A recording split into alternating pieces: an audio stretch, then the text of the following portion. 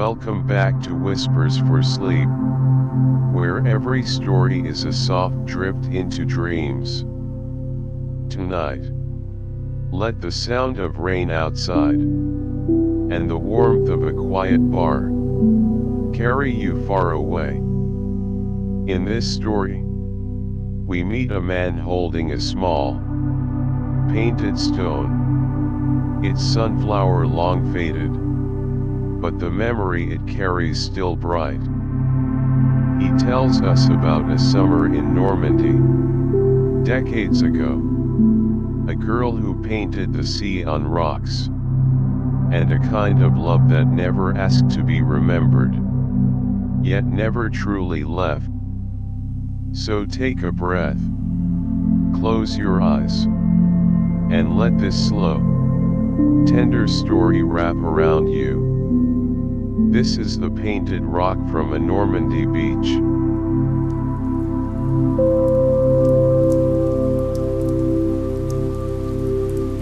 Part 1. The weight of a stone.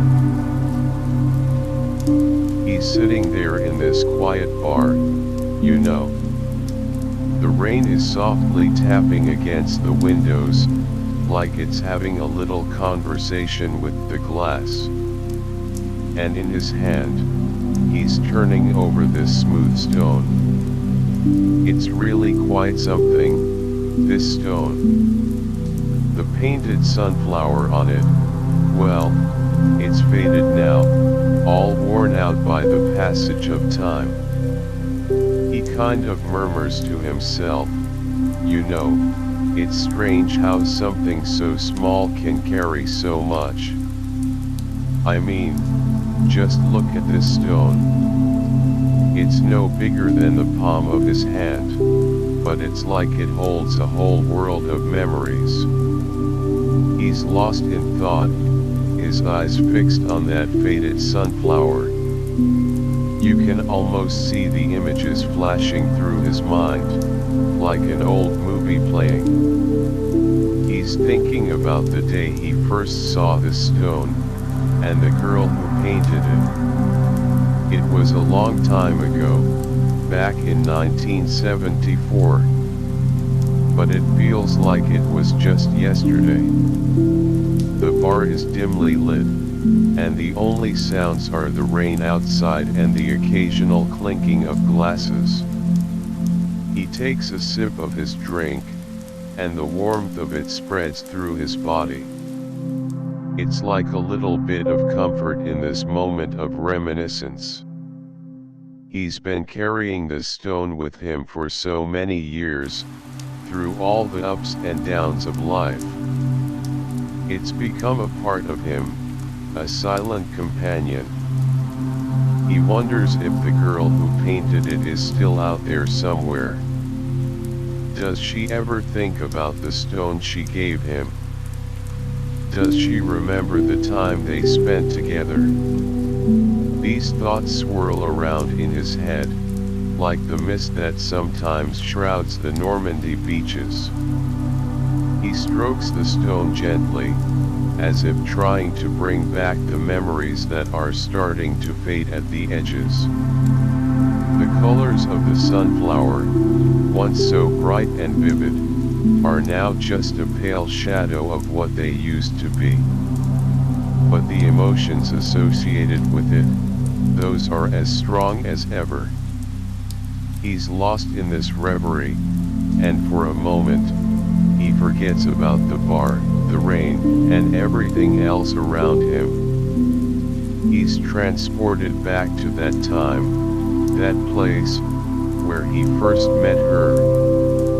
It was a summer's day, and the sun was shining brightly on the Normandy coast.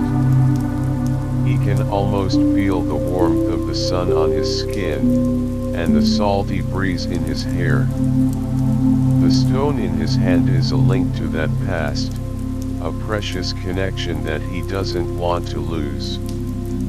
As he sits there, he realizes that this stone is more than just a painted rock. It's a symbol of a love that was born in silence, a love that was as gentle as the waves lapping against the shore. He looks up at the ceiling of the bar, and a small smile plays on his lips. He's grateful for this moment, for the chance to relive those memories. And as he continues to turn the stone over in his hand, he knows that he'll carry these memories with him for the rest of his life.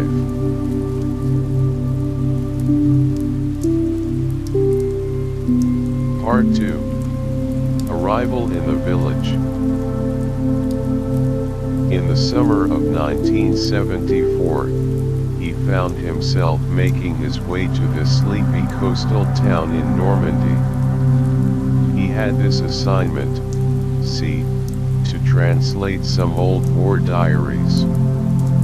It was supposed to be a straightforward job, but life has a funny way of throwing unexpected things at you. As he stepped off the bus, the air was thick with the smell of the sea. The sun was beating down, and the sand on the streets crunched under his feet. He made his way through the narrow alleys, looking for the place where he was supposed to start his work. But then, something caught his eye.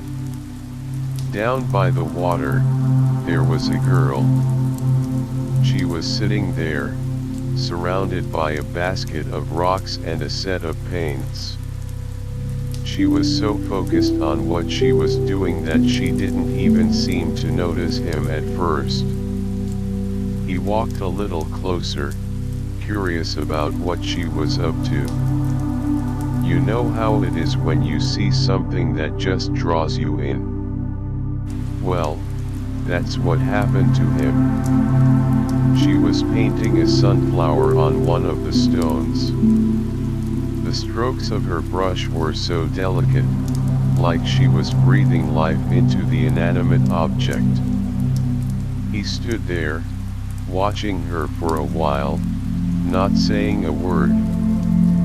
The sound of the waves crashing against the shore was the only background music.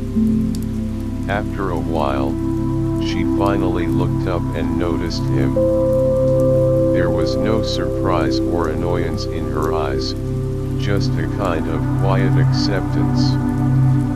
"Hello," he said, feeling a bit awkward all of a sudden. She just smiled and nodded, then went back to her painting. He didn't know what to do, so he just stood there, still watching her. It was like there was a strange magnetic force pulling him towards her. He thought about his assignment, about how he should probably be on his way.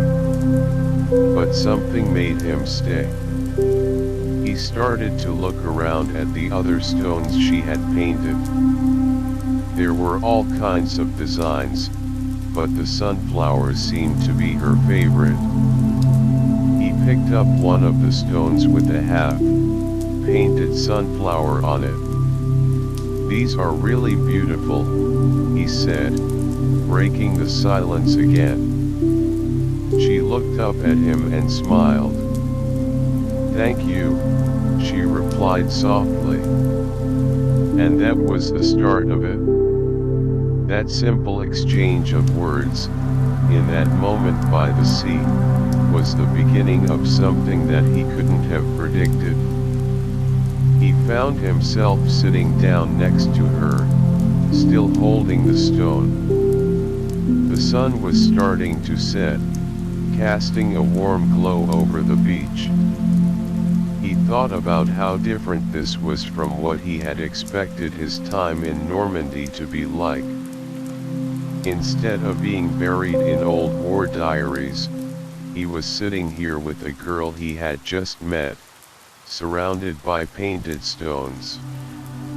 It was a strange and wonderful feeling. As the night fell, he knew that he would remember this moment for a long time. And little did he know, but this encounter was going to change the course of his stay in Normandy.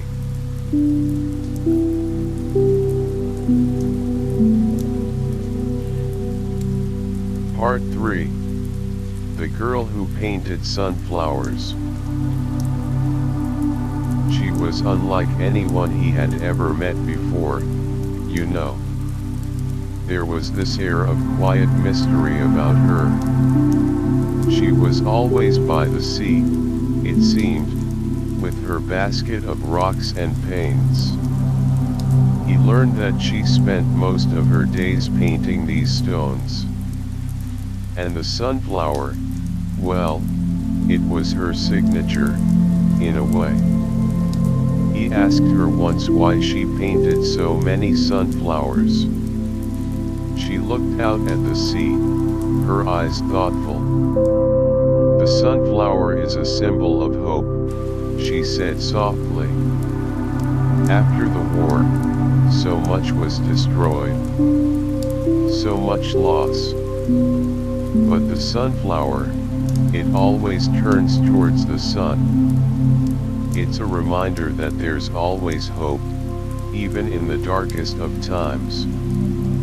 He listened to her, fascinated. He had never thought of it that way.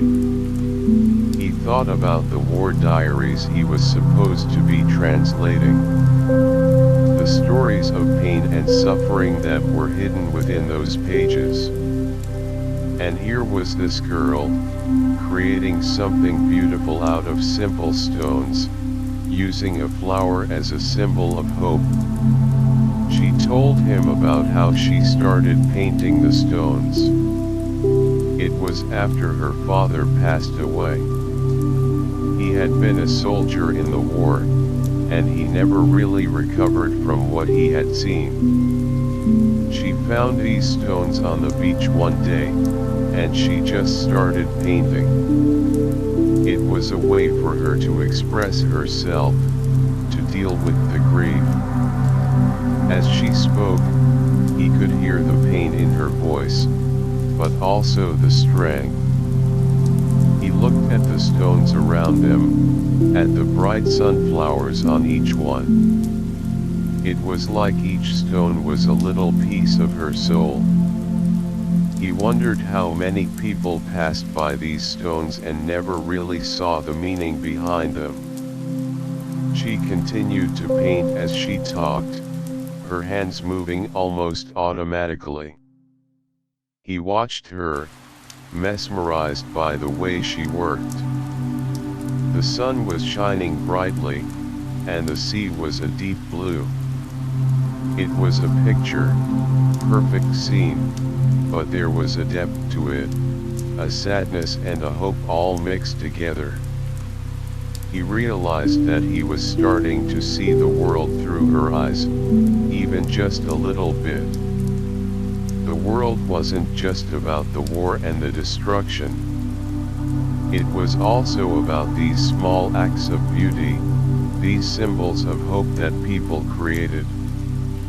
She finished painting a stone and handed it to him. "Here," she said.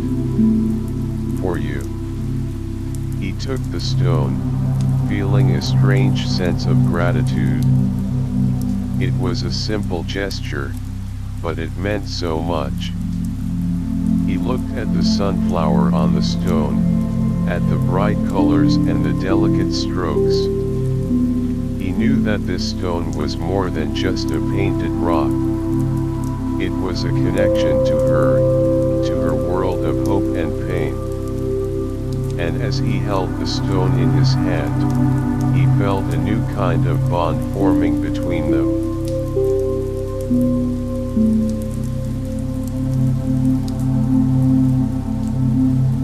Part 4. Shared Silence. They started to spend more time together, you know. But it wasn't like any other relationship he had ever had. They walked along the beach, and it was mostly in silence. She didn't feel the need to fill the air with empty words, and neither did he. It was a comfortable silence, a silence that spoke volumes. As they walked, he would sometimes look at her out of the corner of his eye. She would be looking out at the sea, or down at the sand, lost in her own thoughts. He wondered what she was thinking about. Was she thinking about her father, about the war? Or was she just enjoying the simple pleasure of walking on the beach? One day, they came across a small cove. The water was a brilliant turquoise, and the sand was soft and white. They sat down on a rock, still not saying much. The only sounds were the waves lapping against the shore and the seagulls crying overhead. He picked up a shell and turned it over in his hands. It was smooth and shiny, like it had been polished by the sea. He thought about how the sea could take something as simple as a shell and turn it into something beautiful. Just like this girl had taken these ordinary stones and turned them into symbols of hope. He looked at her again. She was looking at him, and for a moment, their eyes met. There was a kind of understanding in her eyes, a silent communication. It was as if she knew what he was thinking, and he knew what she was thinking. He didn't need to say anything. She didn't need to say anything either. They sat there for a long time, just enjoying each other's company in silence. It was a rare and precious thing, this shared silence. He had always been used to a world filled with words, with conversations, and arguments. But this silence was different. It was a silence that was filled with peace, with a kind of unspoken connection. As the sun started to set, they got up and started walking back. Still, they didn't say much. But he could feel that their bond was growing stronger with each step they took. And he knew that this shared silence was something that he would cherish, something that would stay with him long after he left Normandy.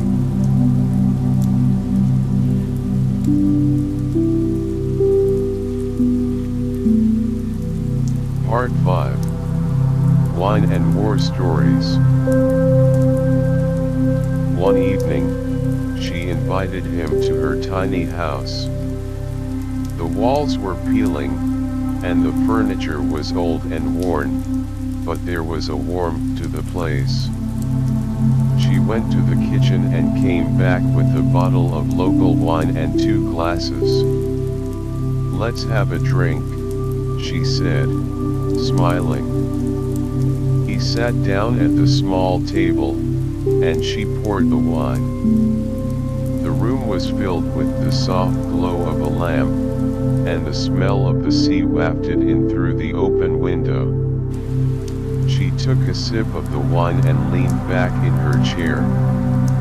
Then she started to tell him stories. She told him about her grandmother, how she had survived the bombings during the war. She was a strong woman, she said. She had to be.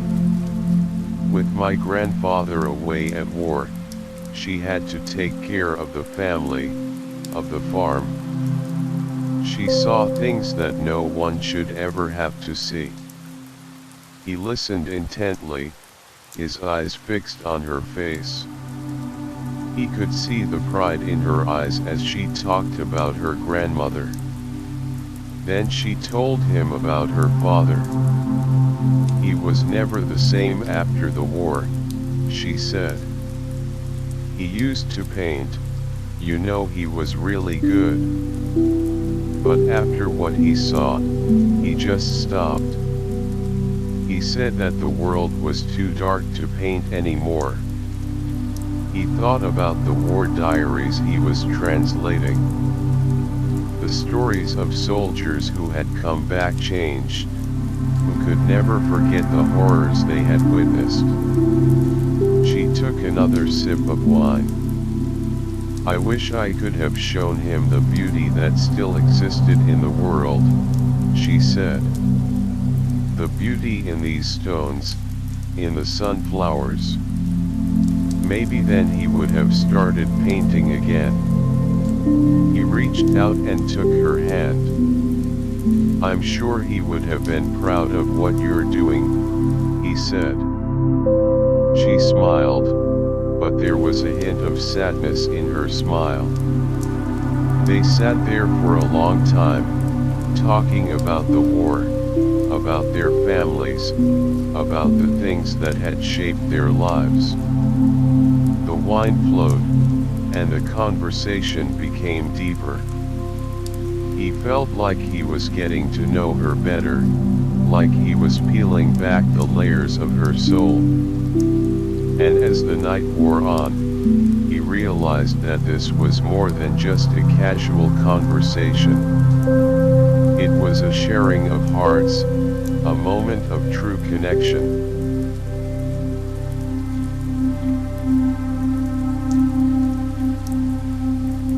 Part 6.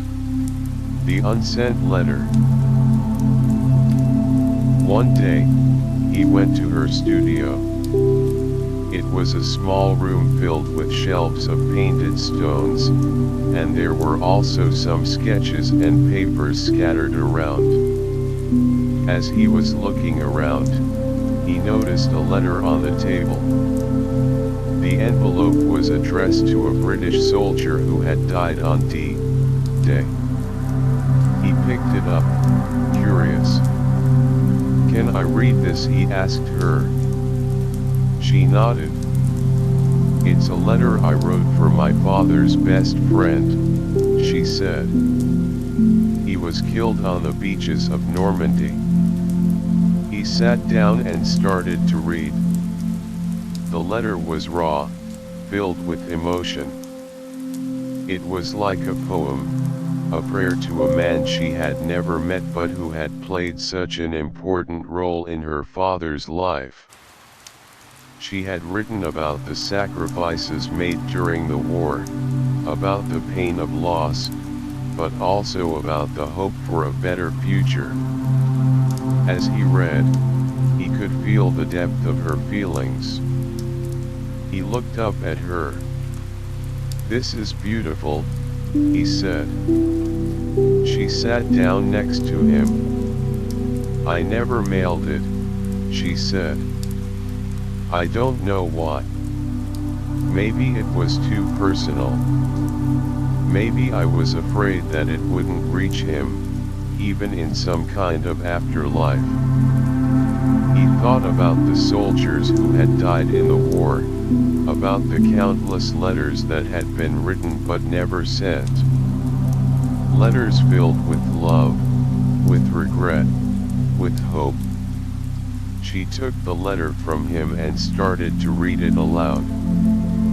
Her voice was soft, but it carried the weight of the words. As she read, he could picture the beaches of Normandy on that fateful day. The chaos, the bloodshed, and the courage of the soldiers. He thought about how the war had affected so many lives, not just those who had fought, but also those who had been left behind. When she finished reading, there was a moment of silence. He reached out and took her hand. "Thank you for sharing this with me," he said. She looked at him, her eyes filled with tears. "It's important to remember," she said. "To remember the sacrifices, to remember the people who were lost." He nodded. And in that moment, he knew that this letter, this unsent letter, was a part of her pain and her hope. It was a reminder of the power of words, of the importance of never forgetting.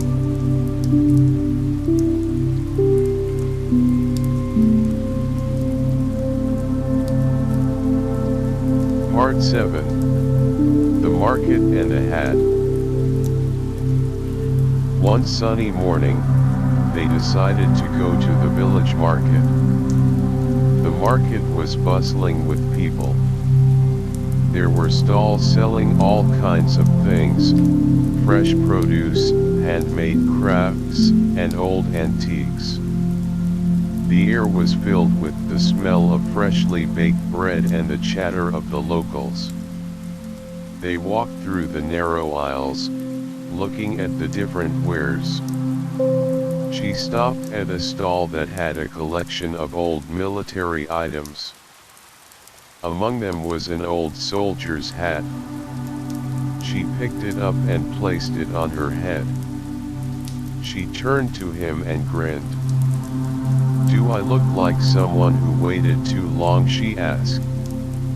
He laughed. "You look unique," he replied. But as he said it, the question lingered in his mind. Waited too long for what? He watched as she examined the hat, turning it over in her hands. She seemed to be lost in thought. He wondered if she was thinking about her father, about the war, about all the years that had passed. They moved on from the stall, but the image of her in that hat stayed with him. As they walked, he thought about the time they had spent together. It had been so different from anything he had ever experienced. There was this unspoken connection between them, a connection that was deeper than words. But he also knew that his time in Normandy was limited. He had his assignment, and eventually, he would have to leave. He looked at her, at the way the sunlight caught her hair. He didn't want to think about leaving. He didn't want this to end. They stopped at a stall selling flowers. She picked up a bunch of sunflowers. "These are so beautiful," she said. "They always make me feel happy." He paid for the flowers, and she held them close to her chest. As they walked back towards the beach, he couldn't help but feel a sense of sadness. He knew that these moments, these simple and beautiful moments, were precious.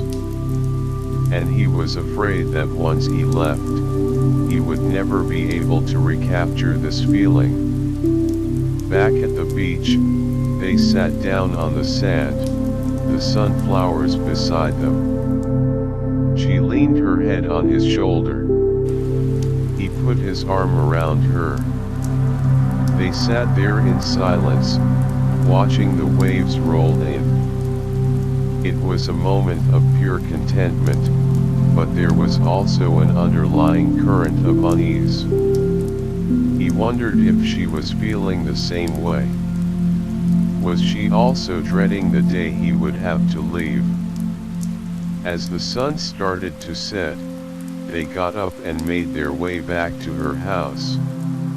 The flowers were still in her arms, and the image of her in that old soldier's hat was still in his mind.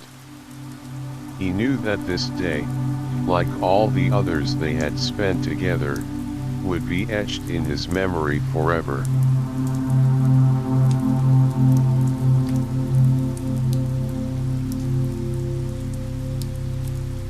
Part 8. The Storm and the Lifeguard Shack. One afternoon, as they were walking along the beach, dark clouds started to gather in the distance. The wind picked up, and the sea began to churn. A sudden storm was approaching. She looked at him, a hint of worry in her eyes. "We should find shelter," she said. He nodded, and they started to look around. Not too far away, they saw an old abandoned lifeguard shack. They ran towards it as the first drops of rain started to fall. They pushed open the creaky door and stepped inside. The inside of the shack was musty, but it was dry. There were some old wooden benches and a small table.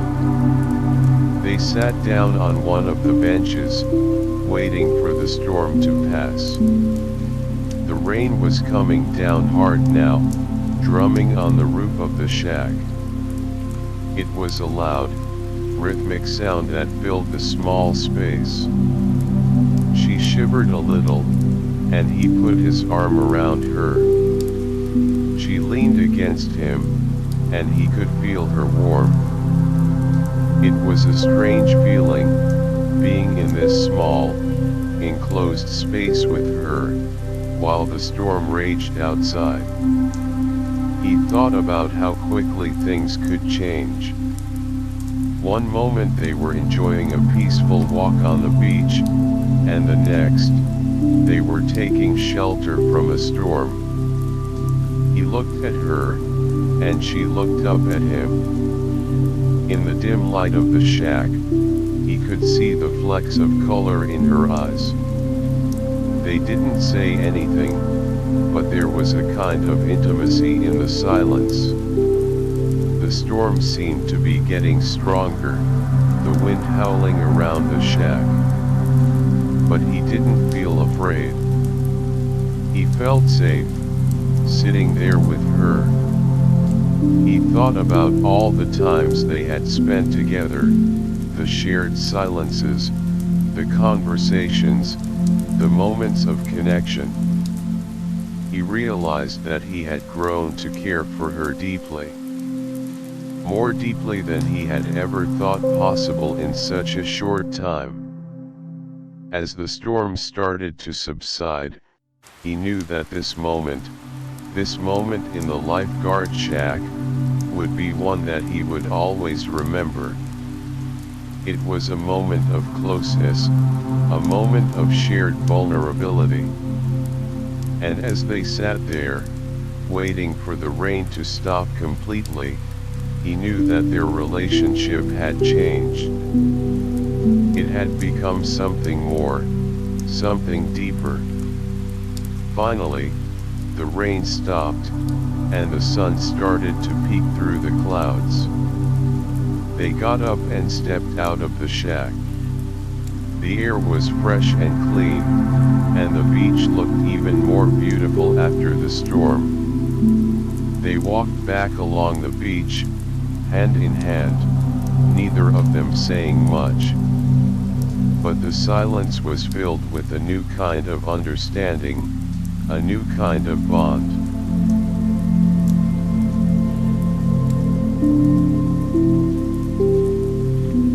Part 9. The Painted Rock. The next day, the sun was shining brightly, and the sea was calm. She met him on the beach as she usually did. But this time, she had something in her hand. It was a small stone, and on it was painted a beautiful sunflower. The colors were vivid, the strokes of the paint carefully done. "Here," she said, holding out the stone to him. "To carry the light with you." He took the stone from her, looking at it in wonder. "Even if we forget faces," she continued, "the warmth can stay." He didn't know what to say. He was overcome with emotion. This simple stone, with its painted sunflower, was like a gift from her heart. He thought about all the times they had spent together, the shared experiences, the silent moments. This stone was a symbol of all of that.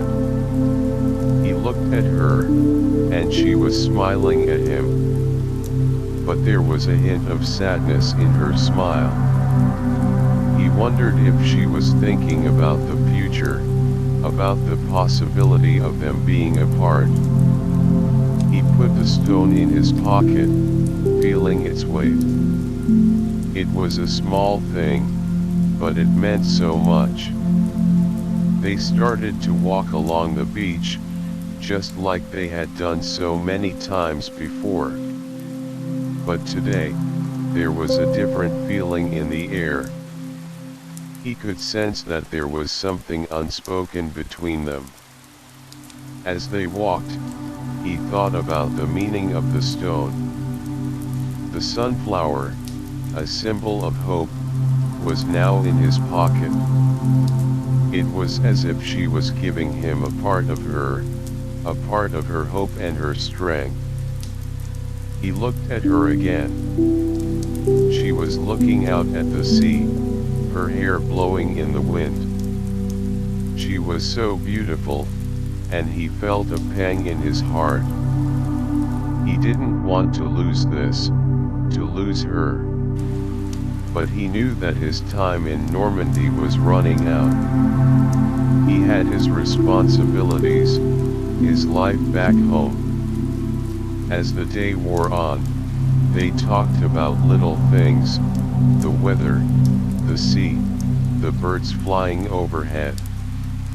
But beneath the surface, there was a sense of melancholy.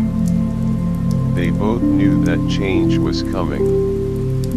And as the sun started to set, he knew that this day of receiving the painted rock, would be a day he would never forget. It was a day that marked a turning point in their relationship, a day that would stay with him forever.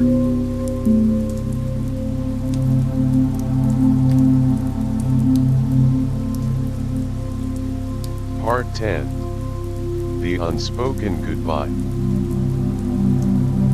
The day he had been dreading finally arrived. He had received word that his assignment in Paris had been extended. He had to leave Normandy earlier than he had planned. He went to her house, his heart heavy. He didn't know how to tell her. When he got there, she wasn't home.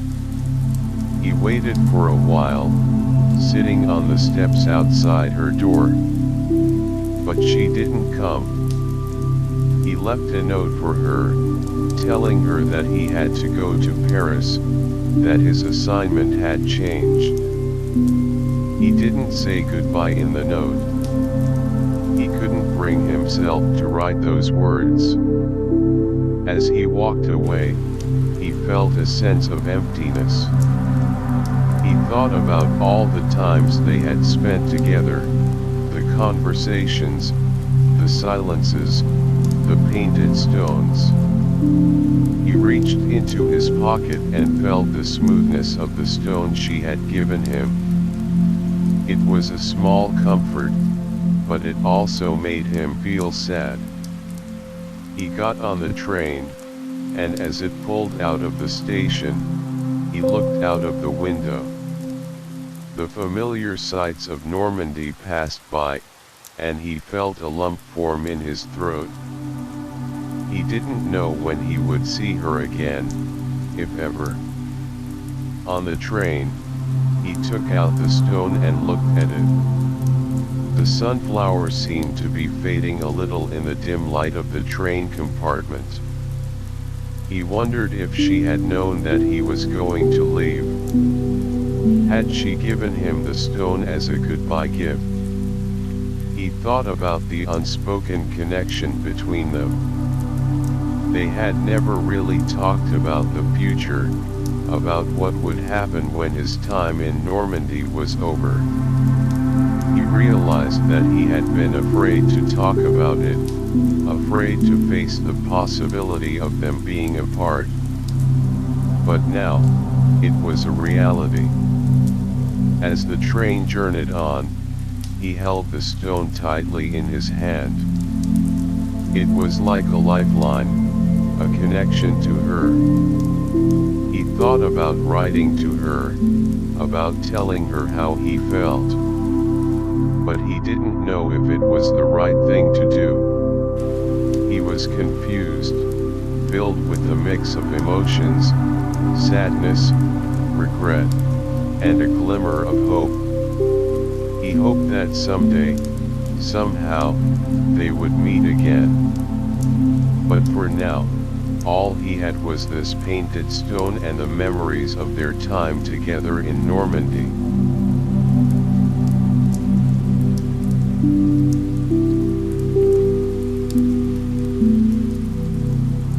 Part 11. Letters over years. After he left Normandy, they started to write letters to each other. The letters were like little glimpses into each other's lives. Sometimes, months would pass between letters.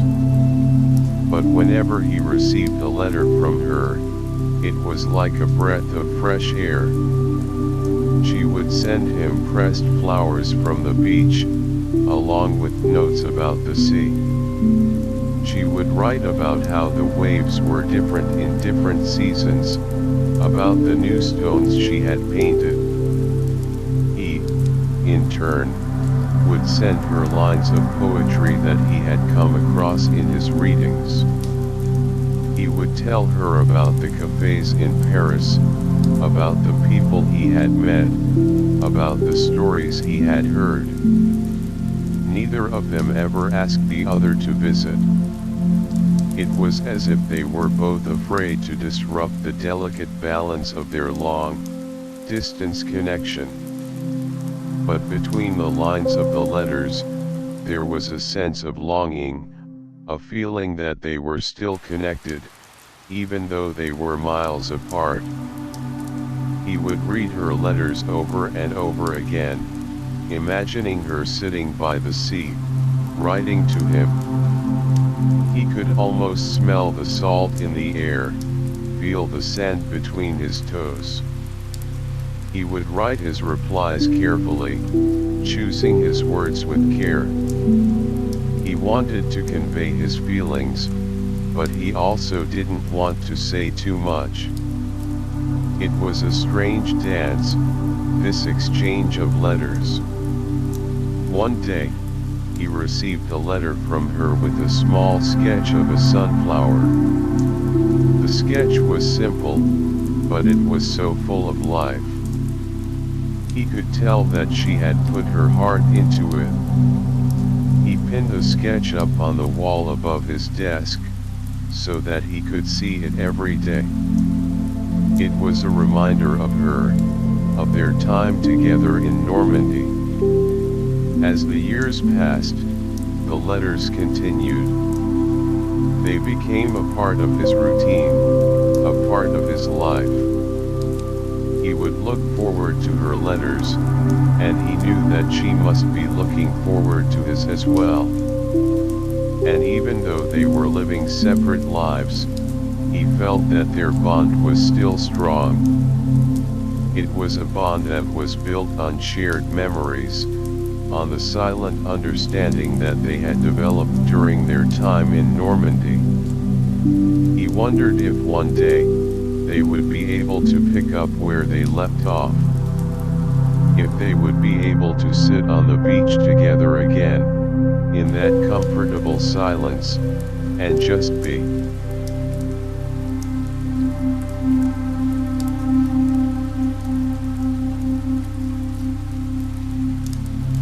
Part 12. Return to Normandy. Decades later, he found himself back in Normandy. The memories came flooding back as soon as he stepped off the train. The smell of the sea, the sound of the seagulls, it was all so familiar. He made his way to the village, his heart pounding in his chest. He was eager to see her, to finally talk to her in person after all these years. but when he reached the place where her shop used to be, he found it closed. The windows were boarded up, and there was a sign that said the business had been closed for some time. He asked around, and the locals told him that she had passed away 2 years ago. He felt like the wind had been knocked out of him. He couldn't believe what he was hearing. He walked down to the beach, the place where they had spent so much time together. The beach was just as he remembered it, but the silence felt heavier. It was as if a part of him had died with her. He sat down on the sand, looking out at the sea. He thought about all the times they had walked along this beach, the conversations they had, the shared silences. He remembered the way she used to paint the stones, the way she would smile when she gave him one. He felt a sense of regret that he hadn't come back sooner. Regret that he had missed his chance to see her again. As he sat there, lost in thought, he noticed a stone on the sand. It was freshly painted, shaped like a wave. He picked it up, and he knew that it was from her. It was as if she was reaching out to him from beyond the grave. He held the stone tightly in his hand, tears streaming down his face. He knew that this was a sign that their connection, their love, had transcended time and death. And even though she was gone, he felt that a part of her would always be with him.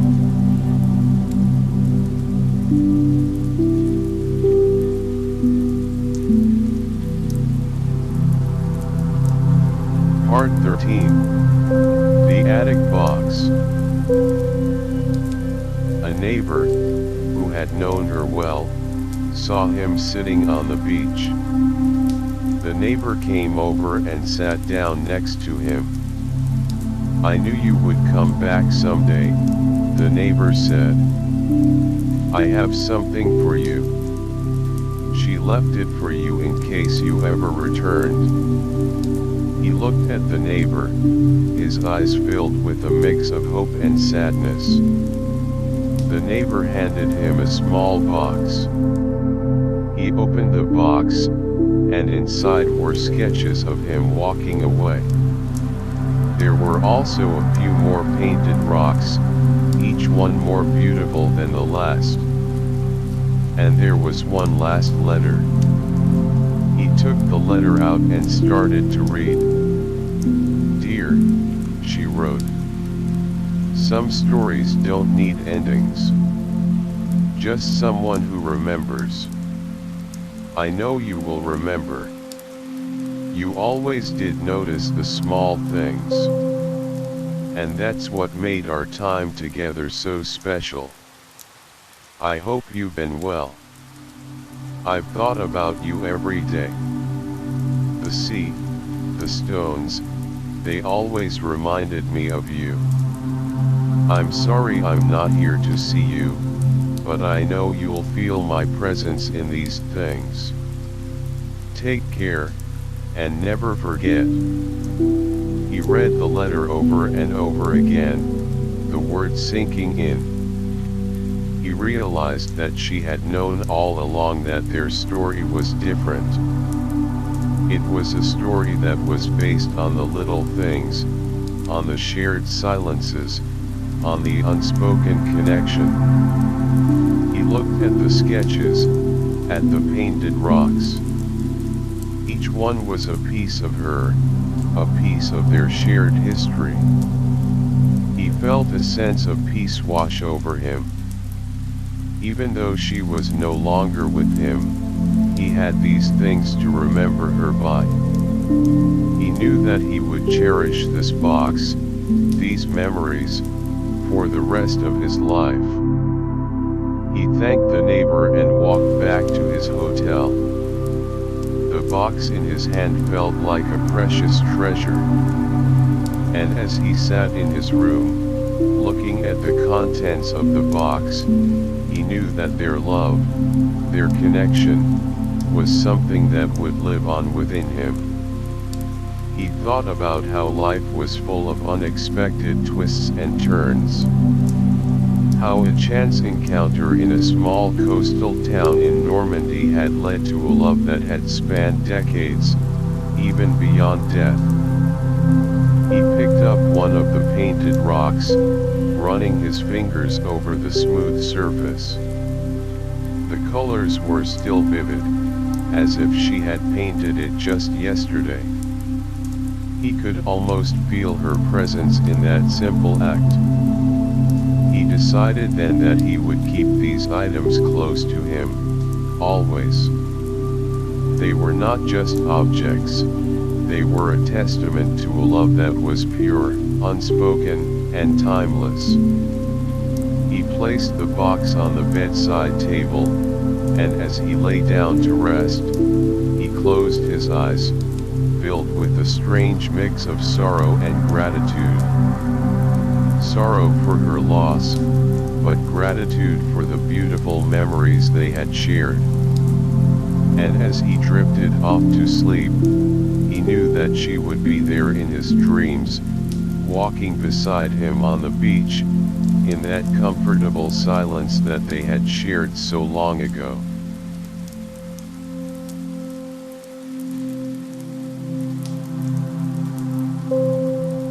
Part 14. Telling the story. Back at the bar, the rain still gently tapping on the windows, he sits with the box beside him. The bartender, an old-looking man with a kind face, notices his pensive expression. "Long day?" the bartender asks as he wipes down the counter. He looks up and smiles faintly. "You could say that. I've been thinking a lot about the past." The bartender nods, as if he understands. The past has a way of coming back to us, doesn't it? And so, he starts to tell the bartender the story. He tells him about the summer of 1974 in Normandy, about the girl who painted sunflowers on stones. He tells him about their shared silences, the wine-filled evenings of war stories, and the letters that spanned the years. The bartender listens intently, his eyes fixed on him. "You know," he says, "she never asked for anything. Just that I notice the small things. I think that's how love really survives." The bartender nods again. Love in its purest form often comes in the simplest of ways. It's the little things that we remember, the moments that stay with us. He thinks about that for a moment. He realizes that the bartender is right. Their love wasn't about grand gestures or elaborate plans. It was about the stones she painted, the shared silences on the beach, and the letters filled with simple descriptions of their lives.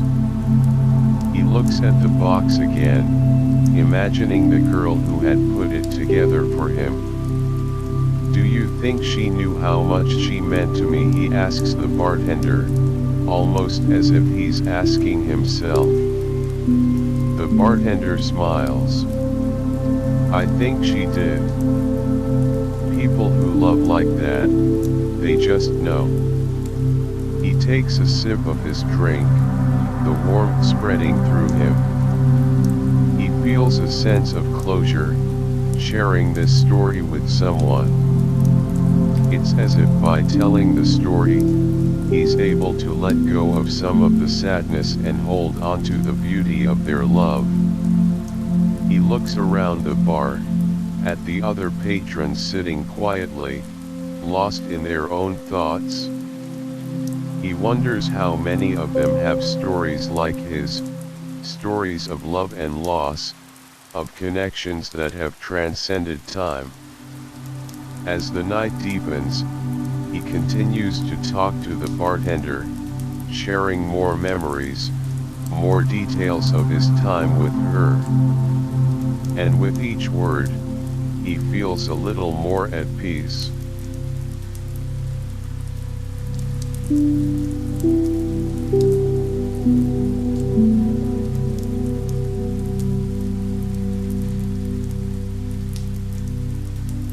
Part 15. The Light in the Rain.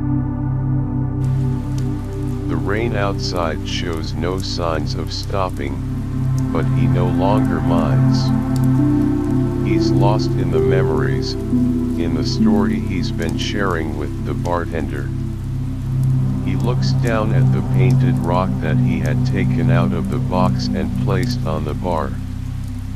It's a symbol of so much, of love, of hope, and of a connection that defied the odds. He thinks about what the girl had said, even if we forget faces, the warmth can stay. And he realizes that the warmth she spoke of is still very much alive within him. Some people leave without taking anything, he says to the bartender, but they still fill your hands. The bartender nods in agreement. It's the essence of a true connection. They leave a part of themselves with you. He finishes his drink, feeling a sense of contentment wash over him. The silence in the bar now feels warm, like a comforting embrace. He looks around at the dimly lit room, at the raindrops sliding down the windows. It's as if the world outside has faded away, and all that matters is this moment, this story. He knows that he will carry these memories with him for the rest of his life. The girl who painted sunflowers on stones, the shared silences on the Normandy beach, they are a part of him now. As he gets up to leave, he carefully places the painted rock back in the box. He bids the bartender good night and steps out into the rain. The raindrops hit his face, but he doesn't feel the cold. He walks slowly, lost in thought, but at peace. He thinks about how life is full of unexpected encounters, of loves that come and go, but leave an indelible mark. And as he makes his way back to his place, he hopes that his story has brought some comfort, some sense of peace to those who might be listening. Dear friend, I hope this story has also soothed your soul, helping you relax and drift into a peaceful sleep. If you enjoyed this tale, don't forget to like and subscribe to our channel for more ASMR-filled bedtime stories, accompanied by the gentle sounds of rain and soft music. Good night, and may your dreams be as beautiful as the love in this story.